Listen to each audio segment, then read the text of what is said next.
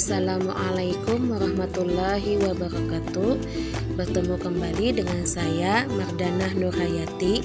Saya mahasiswi dari Universitas Muhammad Arsad Al-Banjari Banjarmasin, Fakultas Studi Islam, Prodi PGMI.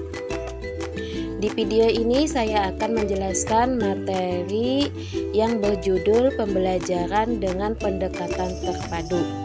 Tujuan dari video ini untuk memenuhi tugas UAS mata kuliah Kapita Selekta Bahasa Indonesia yang diampu oleh Ibu Tutus Rani Aripa MPDI. Selamat menyaksikan. Pada video ini saya akan menjelaskan isi pembahasan tentang pembelajaran dalam pendekatan terpadu, seperti pengertian pembelajaran pendekatan terpadu, tujuan pembelajaran pendekatan terpadu, fungsi pembelajaran pendekatan terpadu, jenis-jenis metode dan strategi pembelajaran dalam pendekatan terpadu, tahapan-tahapan yang dilakukan dalam pembelajaran terpadu, terakhir contoh materi ajar dan tahapan proses pengajaran. Pengertian pembelajaran pendekatan terpadu adalah konsep yang merujuk pada pendekatan pembelajaran yang melibatkan beberapa mata pelajaran untuk memberikan pengalaman yang bermakna kepada siswa, sehingga siswa akan memahami konsep-konsep yang mereka pelajari melalui pengalaman secara langsung dan dapat menghubungkannya dengan konsep yang lain yang sudah mereka pahami. Tujuan pembelajaran pendekatan terpadu terbagi dari 8 bagian. Di antaranya ialah: pertama, mudah memusatkan perhatian pada satu tema atau topik tertentu.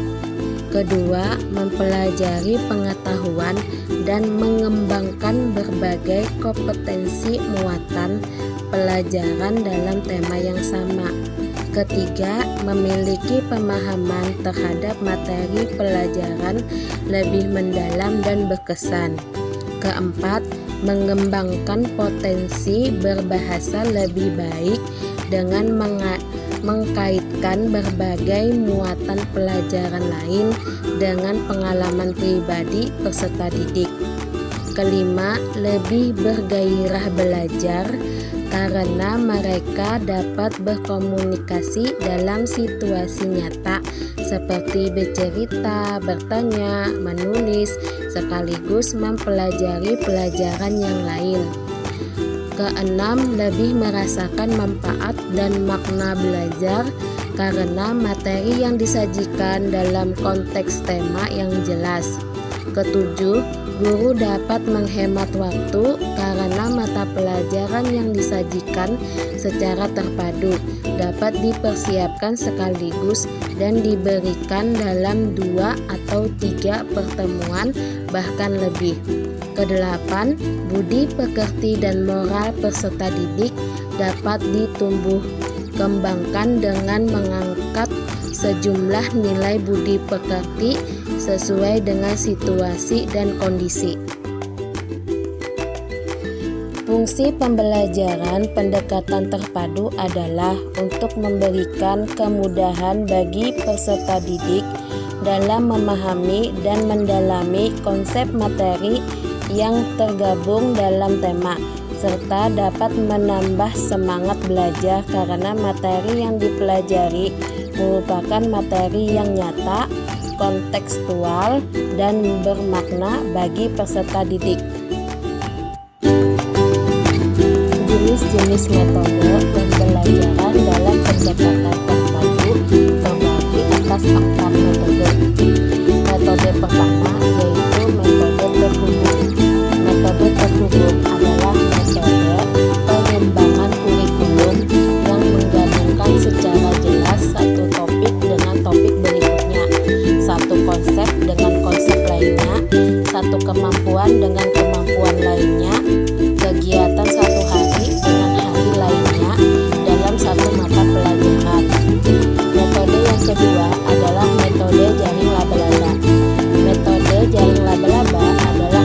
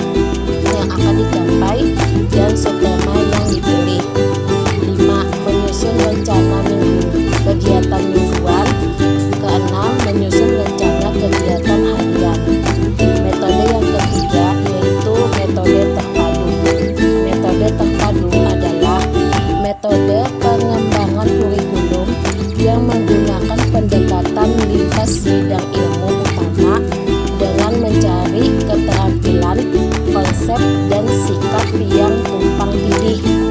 Metode yang keempat ialah metode sarang.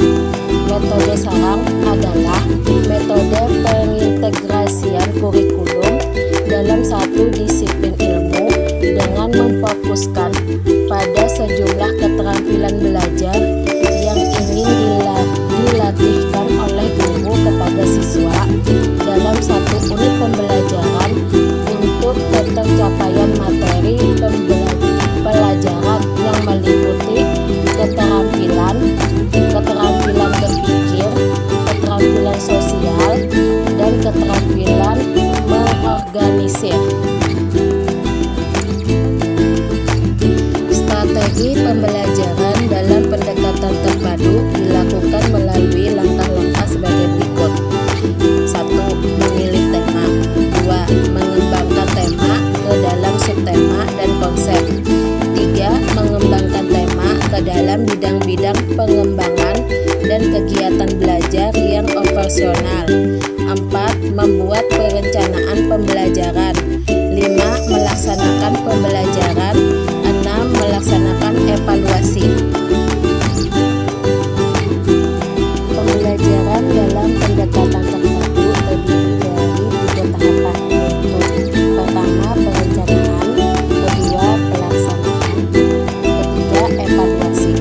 Perencanaan ialah menentukan jenis materi dan keterampilan yang akan dipadukan, menentukan kompetensi dasar, indikator, dan hasil belajar. Sedangkan pelaksanaan ialah pengelolaan kelas, kegiatan proses, kegiatan pencatatan data serta diskusi kelompok.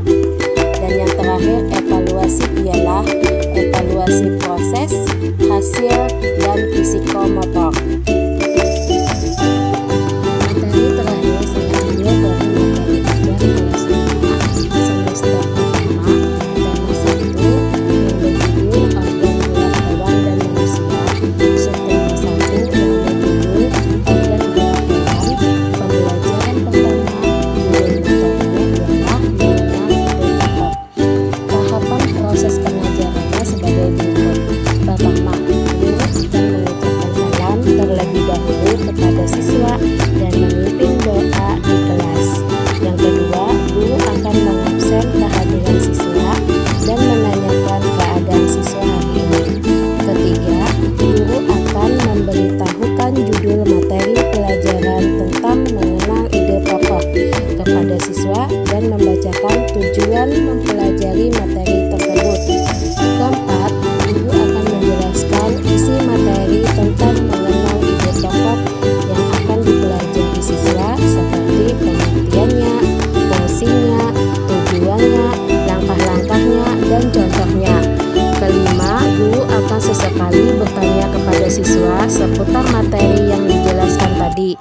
Keenam, guru akan melakukan evaluasi terhadap siswa untuk mengetahui seberapa paham penjelasan dari guru. Ketujuh, setelah melakukan evaluasi, guru akan menarik kesimpulan pada materi hari ini dan memberikan gambaran materi yang akan dipelajari hari esok. Kedelapan, guru akan menutup pelajaran dengan berdoa bersama. Demikianlah video saya pada kali ini. Semoga apa yang saya jelaskan tentang materi pembelajaran dalam pendekatan terpadu dapat bermanfaat bagi kita semua. Saya ucapkan terima kasih bagi yang telah menonton video ini. Mohon maaf. Wabillahi taufiq wal hidayah. Wassalamualaikum warahmatullahi wabarakatuh.